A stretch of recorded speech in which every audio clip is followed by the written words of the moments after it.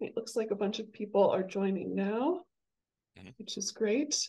Welcome all of you. Thank you for joining us at this Massachusetts Nonprofit Network affiliate webinar. I'll just introduce myself briefly and introduce M&M briefly.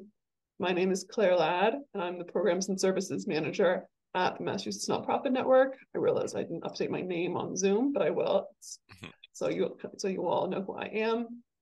And just a few quick housekeeping items before we dig into the content. We will be sharing the recording and slides to all of you following the webinar, so keep an eye out for that. And in terms of during the webinar, you can please are welcome to submit questions via the chat or via the Q&A function at any time. There'll be plenty of time to answer questions during this webinar.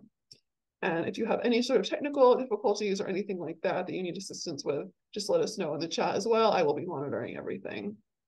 For a little background about us here at MNN, our goals are to strengthen the nonprofit sector through advocacy, public awareness, and capacity building. Our webinar series is part of our capacity building offerings. We partner with our affiliate members to offer webinars. We'll be having some more coming up later this fall, so keep an eye out for upcoming webinars, and please let us know if there's any topic that you would like to see. We have over 600 member organizations that make our work possible. So if you are not a member, I encourage you to learn more about all the benefits that come with that, including cost savings, networking opportunities, and trainings. But let me turn over to today's webinar right now. It will be on nonprofit landing page designs and tips, and presented by Donato D'Andrio of Compete Now Web Design. So I will hand it over. Oops, cat. I will hand it over to Donato to get started. Yeah. All right. Thanks, Claire. Really appreciate it. Happy to be on today for this presentation topic. My name is Donato D'Andrio. Like she had mentioned, I'm the president at Compete Now website design. We also offer full service design, logo design, collateral, different, branding and messaging, things like that. But the started the business about 14 years ago, and it was definitely the core competency has been web design. And in recent years have kind of gotten a bit of a specialty for nonprofit websites. Kind of, I think over the course of the pandemic, so many organizations needed to really double down on and really rely on their websites as their primary communication, as they're putting the message out, and program information, donor information, all the different audiences. So excited for this presentation today. I'm going to share. Oh, could you just enable screen sharing, Claire? Oh, so sorry about that. I don't know why that setting isn't on. Yeah, I know. I always have to change that. It should be default. Here you go. All right. So the topic is landing page strategy, tips, and design ideas. And when we first started working on this presentation, it was going to be mostly around donation pages. And then, we figured, donation pages are only one landing page that not, a lot of these websites need to be concerned about. So let's open it up a little bit and add in some more pages. So that's why we tweaked the topic a little bit. And the goal is to give you some education about what a landing page is, what the process is when you're designing a landing page. And, my goals for the presentations are to hopefully clearly communicate those first couple of things. But once we get through that, to really just open up some of the examples of sites that we've done and work through with clients and found some interesting strategies and ways of building these landing pages, from the structure all the way to some of the unique design elements within the pages that we've created. And hopefully then the goal is that you'll get inspired and have some ideas that you could bring to your own organization to improve your own website. And then of course, if you did need our assistance with that, reach out to us to help you with it. So first off, if you don't know what a landing page is, sometimes a lot of people will think that a landing page is one of those squeeze pages that you get to, and it's a very specific offer, and there's a form, and then there's no way to navigate off of the page. And that is one form of a landing page and is appropriate in some cases, but really a landing page is, pretty much any page that you expect a lot of direct traffic to. So if you're sending out email blasts or campaigns and people are going straight to that landing page, that would be considered a landing page. Also, if you're running any social media ads or Google ads, if you have, well, whether you do or don't have the grant, any entry traffic. So it's very important. That's kind of what defines a landing page. And for the purposes of this presentation, a lot of the pages that we look at when we're thinking of landing pages are also pages, typically one of your top 5 pages on your website that you're expecting a majority of your traffic to come into, are pages that are worth thinking this process through and really being purposeful of what you're going to have on the page, because the home page always gets a lot of the love during the process, but there are some other key pages that are especially important to pay attention to. So with that, each of the pages that has that priority should go through a fairly robust, process of strategy. And when we work on designing the landing pages, or even if it's a full website redesign process, there are certain pages that do require that amount of effort and thought to put into it. So the first thing before you really need to do much of anything with the landing page is really clearly define the goal for the page. What do we want the visitor to do once they come to that page? Are we trying to get them to complete a form, sign up for an event, donate? Whatever the answer is, or a goal could be simply that to get them to click to another page in the website. But whatever that goal is, you want to clearly have that written at the top and always remember that that is the goal of the page. Because when you're designing these pages, it can be tempting to just throw the kitchen sink at the page and get everything on there. And then by the time you're done building the page, all that's kind of lost and muddled, and users are distracted from that goal. Also, definitely try to consider the audience for the page. There might always be a wide range in terms of the audience coming to the page, but who is the primary audience that that lines up with the primary goal of the page? Also considering what device they might be using and how they're getting to the landing page. The device is very important for a lot of our clients. Their participants or clients will be coming into the website on a mobile device most often. So that's very important to keep in mind when you're designing the layout of the landing page, considering how you want to lay out certain things, because there are things that are certain types of elements on pages that are better for a desktop versus mobile. And if it's, sometimes the donation pages get more desktop traffic still, so you don't have to be as worried about the desktop view. You should still look good on mobile, but that's definitely a big part of it. And then partly what will help determine that is how they're getting to the page. If it's an email blast or a Facebook ad, then a lot of the time it is going to be in Facebook in the mobile view screen. So those are a few of the things to consider, and also make a note of at the top of the page. Here's the goal of the page, and then here's clearly what where they're going to be coming from, and maybe even what mindset they're going to be in. If they're coming from a social media ad or something like that, you may only have 5 seconds to capture their attention, so that can also impact the layout and the design of the page. What's helpful for me as a designer and a web developer, and also helpful for the clients, is to really, as the next step, bullet point out what information needs to be on the page to support that audience completing the desired goal. This also does take into consideration where they're coming from.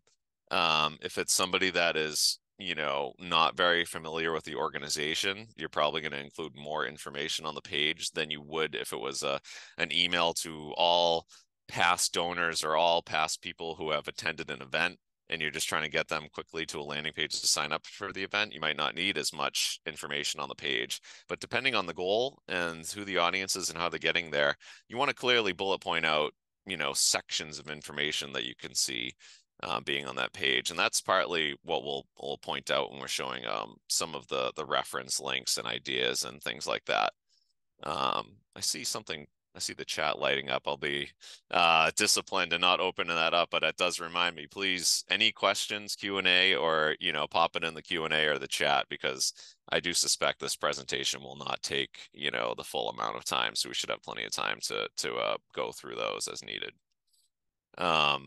Reviewing reference websites really helps a lot. That's partly why this presentation will be, once we get through these points, we'll be so focused on reference sites, and to get ideas for design elements, and also kind of just cross-checking against your own thinking. Once you have those bullets of what you think should be included, going and looking at some reference websites of other similar organizations and seeing how they're going about it will help with some inspiration and ideas of, oh, I didn't think of that, I'm going to include that. Or, or maybe some things that you see once it's played out on the page that you thought you wanted to do, that you figure, oh, maybe that's not really what we should have on the page.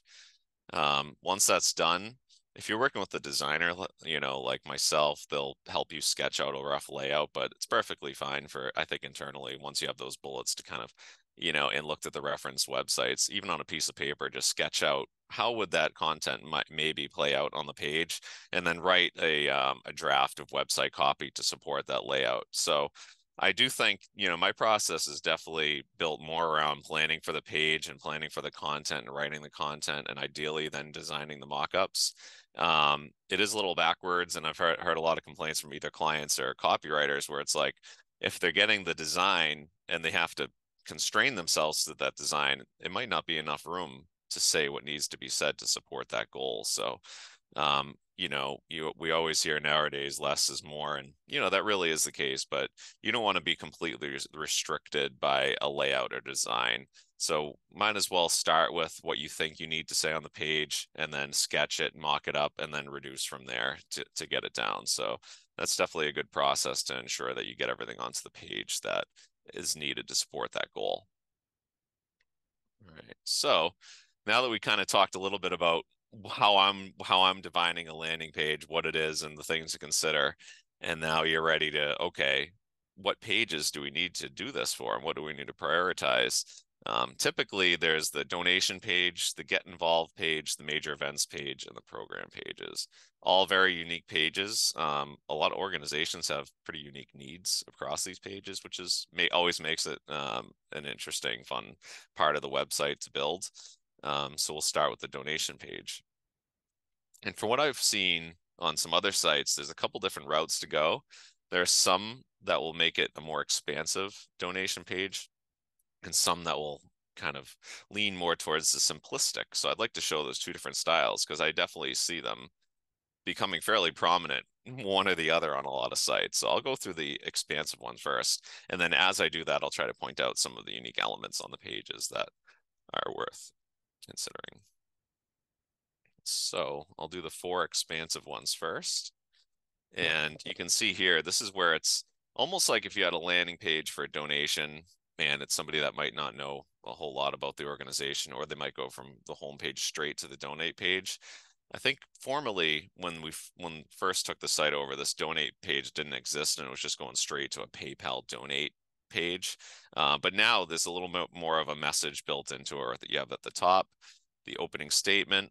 There is still a donate now button right here. So if somebody's just like, no, I already know I want to donate, they can still click to that to get to the form.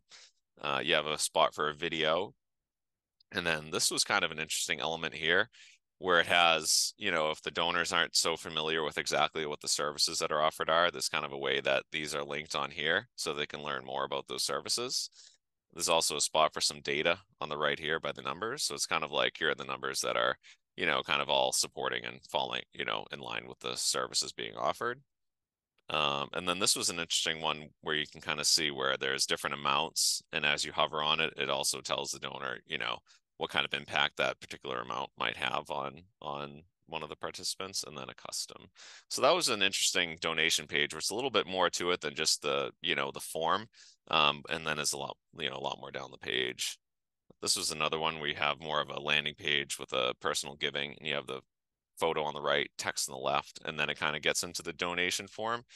And then at the bottom, there's also the more ways to donate. So it's kind of like a scrolling page like that, where we're prioritizing the online donations page. and then kind of getting into this area. So I wanted to point out on this page, it's kind of a nice element that we've been using on all these more ways to donate, where it's like by mail, donor advised, plan giving. There's all these different ones, and you can kind of click it and expand them down. And that gives the users, you would call these accordions. So if you were sketching out your own landing page, then the way to think about it is like, wow, this is like a ton of chunk text that we're gonna have on the page. How can we collapse this into smaller sections? This is a great way to do it for the more ways to donate. And it works very well on mobile as well. So you've probably seen this used as frequently asked questions in the past, and probably in different ways on other sites, but it seems to be working pretty well for these more ways to donate beyond the form. One other element I'll point out on this page is, a lot of times we have to integrate with different donor management systems. In this case, it's a more simple donation form. And one thing, it's really just linked with a payment processor directly and not one of those donor management systems. And if you're in that kind of an area, then it's nice. You have a little bit more of a control over the step-by-step procedure. And I liked how, they can choose between make a one-time donation or donating monthly as part of step one. So I think that was a big, one of the things that I liked about this particular donate online form. So that's the one more example of expansive. This was one that was interesting, where we have a donate page. This is on the Lowell Community Health Center, and it's more tab driven. So the tabs are also a good way to expand things, and this works very well on desktop. Works well on mobile too, but we did see that most of the traffic was on desktop, so this works well. So it makes it so that it gets you right into the tab for donate now with the information and a supporting story. But then the donors can also kind of toggle between your impact by the numbers, more ways to give, and then stories. So it's kind of like, I am calling it an expansive donate page, because it is getting a lot of information on the one page kind of housed behind these tabs. So hopefully that's something that's a good inspiration for if you prefer that method of strategy. Here's another one that's a little more expansive. This one's a little bit similar to the Lowell Community Health Center, except it kind of gives you more of an intro text and an image, and then it kind of gets right into the make a donation. So this is kind of bringing in a little bit of the best of the two worlds, where you have, the intro. They are linking to Network for Good, because that's why the form is open in a new tab. But this one is nice. When you scroll down, the form is automatically expanded. And then you can also get into the more ways to give, and the donor FAQs is another way that you can utilize those toggle downs. We do feel like the donor FAQs are an important thing to have on these donation pages when possible. All right, so those are the more expansive ones. So it should be interesting to show you kind of the style and the approach when you kind of start thinking about, all right, what do the more simplistic ones look like? And there's definitely a case to be made for these ones too.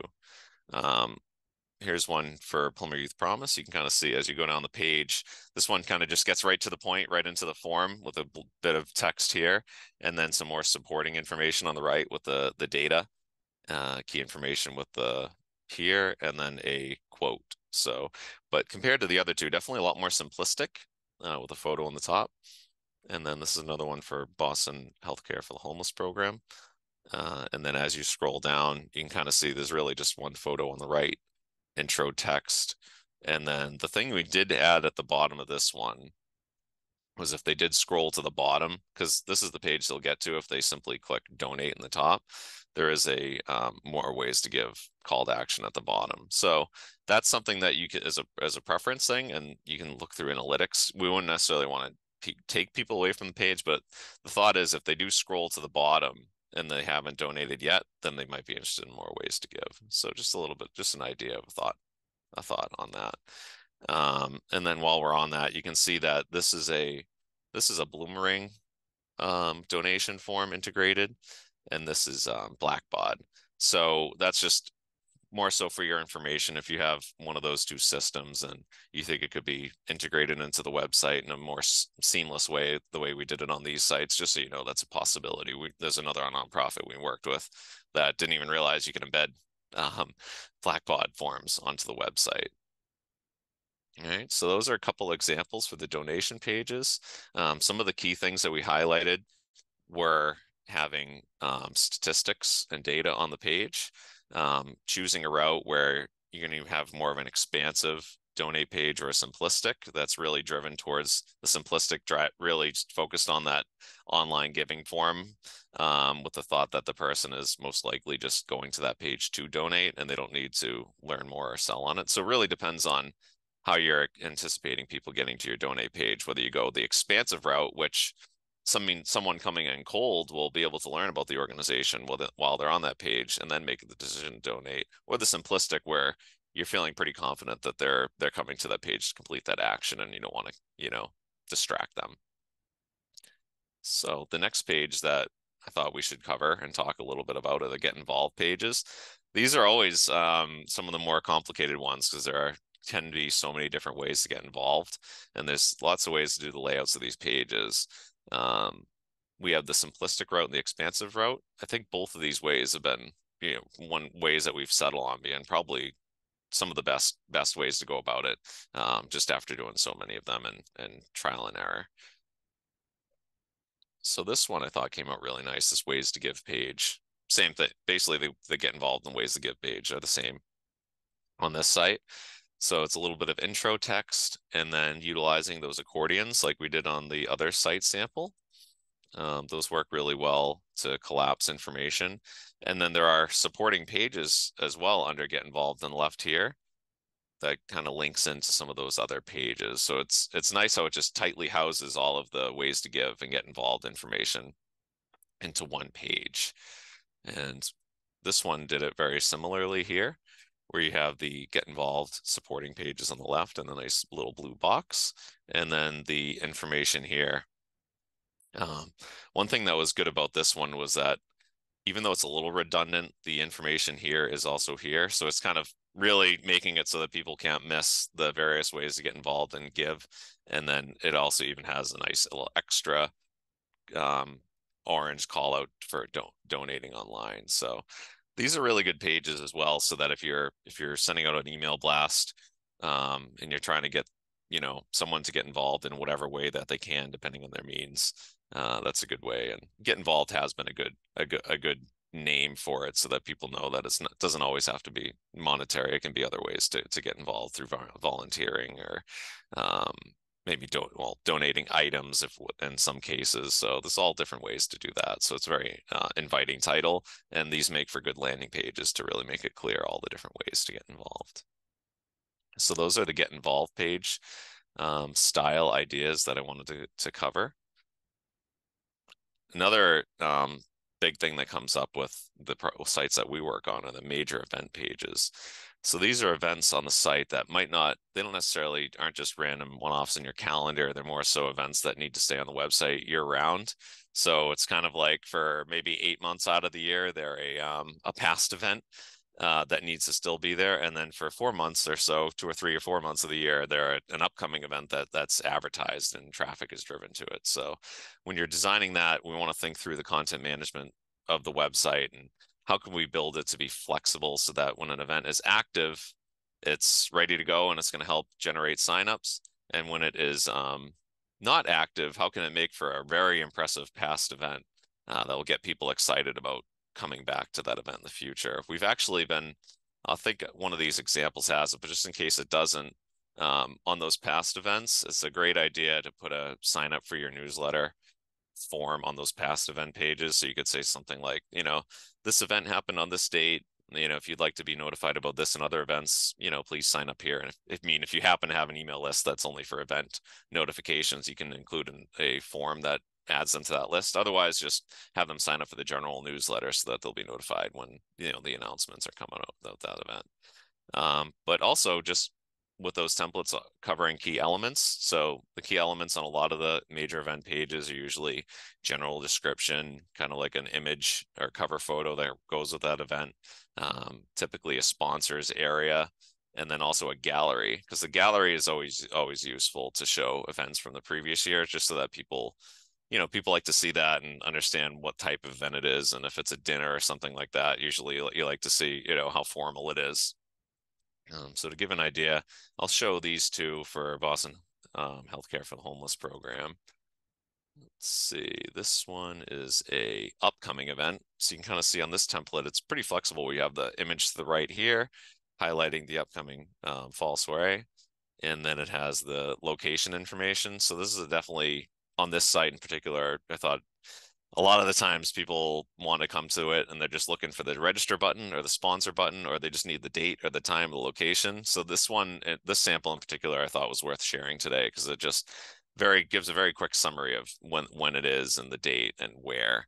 And then as people scroll down, they'll get more into the details about the event and the registration for the tickets and all of that, and also the sponsorship. And then here you can see how it's nice how the 2022 photos are displayed, so you kind of get a little bit of an idea of, you know, what to expect from that event. And then I wanted to show what a past one looked like. That's what I already have here. So here's the gala that already happened. I think that was last spring. It has a little bit of information, a video, and then it shows who the sponsors were for the event. So that's nice.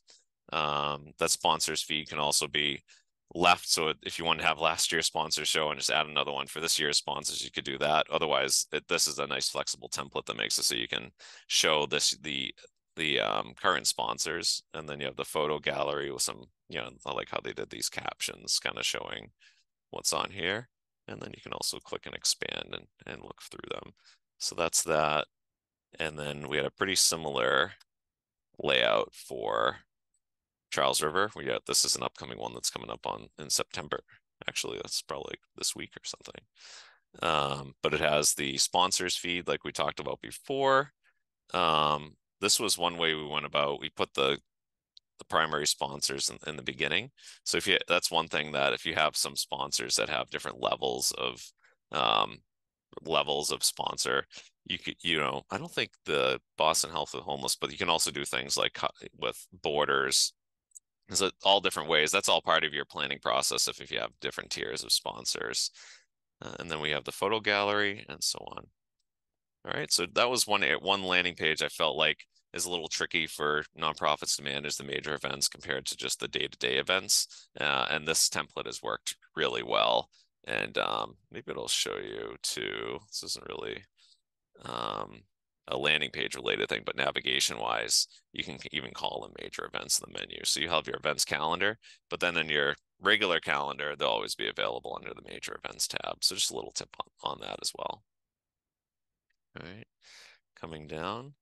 The program pages, these are interesting to work through because a lot of the organizations I work with is a lot of varying information from department to department. You'll have one department head that has lots and lots of information they want to pack into a page, and another that doesn't have so much. And, you know, maybe each program has a different process in terms of people inquiring about participating in the program. So that comes into that, and that's why there's multiple audiences to consider. So one thing when you're creating the landing pages for your programs is to try to do the best you can to create flexible templates that will apply to all the programs to create a better user experience as people are clicking through those program pages. So I'll just show you few of the landing pages for some of the programs that we've worked on. This was a good strategy here for Community Teamwork Initiative. You have the Home Energy Assistance Program, and then this tabbed approach has worked pretty well because, you know, some programs might only need 2, but this one in this case needs 1, 2, 3, 4. It has 5. It does include a success stories tab, which is nice too, so that if a success story is added to the website in general and it's categorized as home energy assistance, it'll automatically show up on the programs page. It's kind of a nice way to dynamically feed things across. And then kind of lower towards the bottom, you have the eligibility, apply, contacts, and success stories. So it's kind of a nice way to have the content automatically grouped into these different tabs going across the page. This one's a little simpler. This is a foster parent program. So you can see here in this one, there's actually a sidebar that makes it easier to kind of bounce around different programs.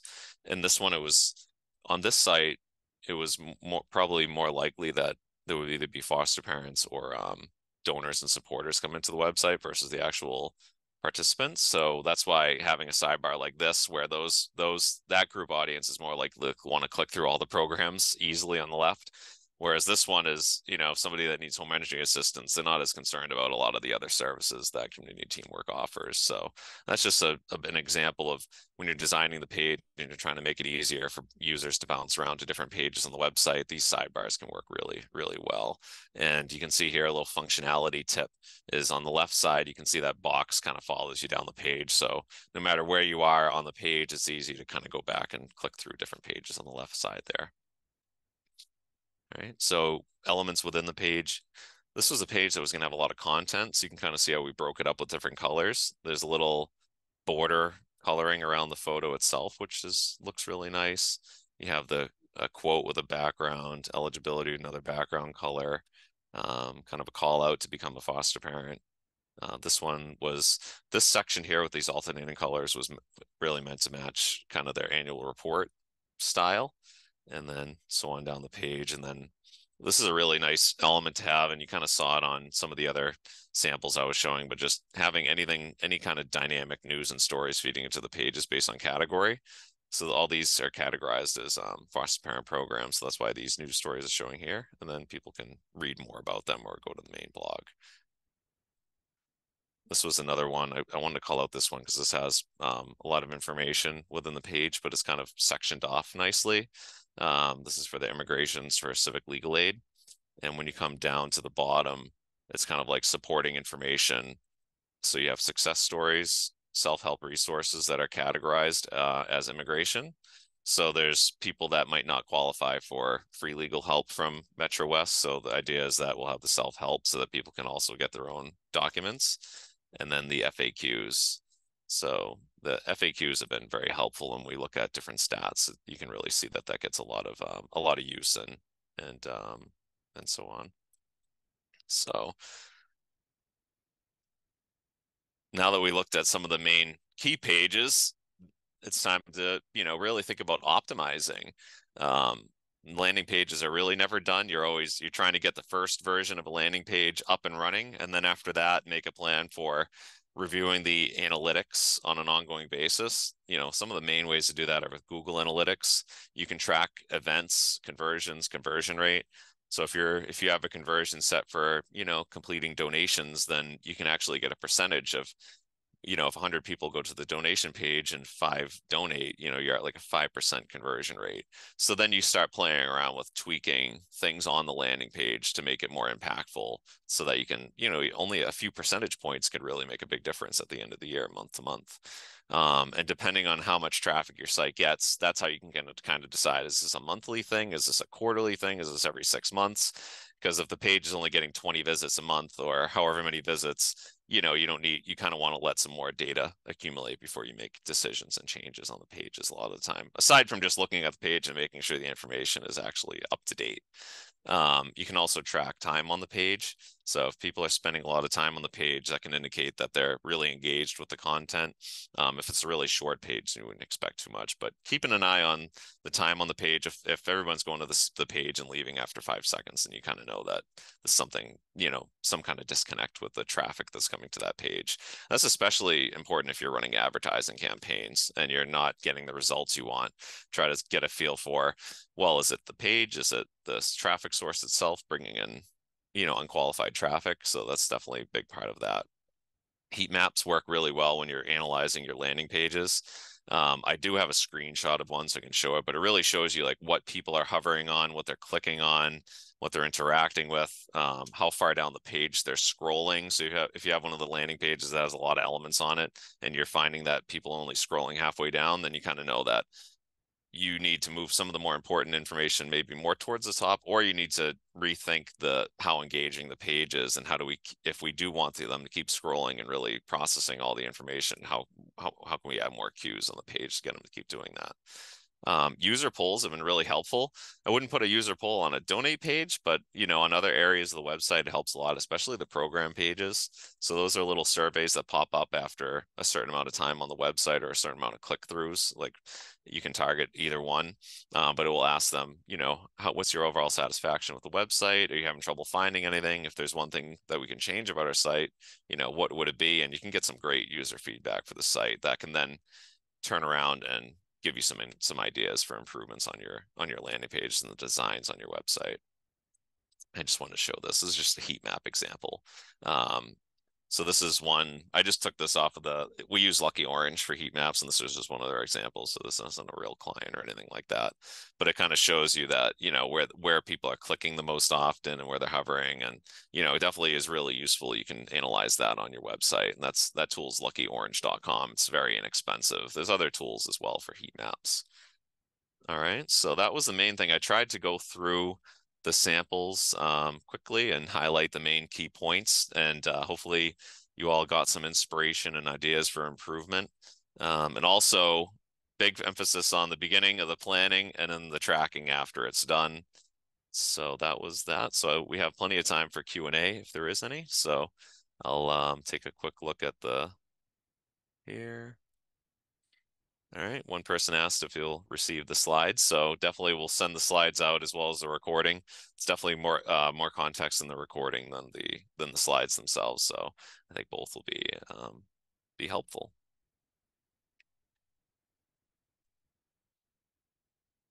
All right, Claire, I think we'll give it a minute to see if anyone wants to add in some Q&A, but that was definitely the bulk of what we wanted to go over today. Yeah, thanks so much. And we'll also have your contact information in the follow-up email if people want to get in touch with you directly. To just get a question from Amy in the Q&A. She asked, how much do we need to worry about SEO? You don't have to worry about it, but you should definitely, let's see, I'll click the answer live. Yeah, so the SEO is definitely important. When you're designing these landing pages, doing some keyword research and identifying, especially when you're working on the copy, what the main heading should be on the page, what the subheading should be, and what words can you work into the page. Other areas for SEO when you're working on a landing page is how can you better interlink the page? So as you're writing your content, your copy, and you're working through the site, how can you kind of, create this spider web of related content that Google can identify? Because all those interlinks and external links help Google better understand what the website and what the page is all about and increase the rankings for that page. So yeah, and external links do help. Just make sure you link them to third party or new tabs if you're linking to a separate website. But if it's a relevant website, it is worth doing. I'm trying to pull up another example site that I could show you of one that the nonprofit was savvy with SEO, and we worked through that. So this is one of their programs where, we have the main title, adult community groups, but then there are different spots within the page for different heading sizes and titles. That's, really helpful for SEO as well, with the highlights and the location and the details. So that was one that, some of the things. And if you don't have a tool for SEO, the Google Ads Keyword Planner tool is free, and that works really well just to get an idea for what the traffic is like. And then the tool that we use too is SEMrush is very good for keyword research. All right, I think that might be the questions, and yeah, we'll send over the slides, and then definitely available to follow up and answer any other questions. And I will be at the conference coming up we'll have a booth there, so definitely hopefully be able to meet some of you all then. Yeah, thank you so much. And again, yeah, we'd love to see some of you at the MNN annual conference next month in Worcester. Feel free to reach out if you have any questions about that as well. And just keep an eye on your email for the follow-up information from this webinar. But yeah, thank you all for coming. All right, thank you. You're welcome. On that question, happy to help as needed. All right, have a great rest of your day, everyone. You too. Thanks, everyone.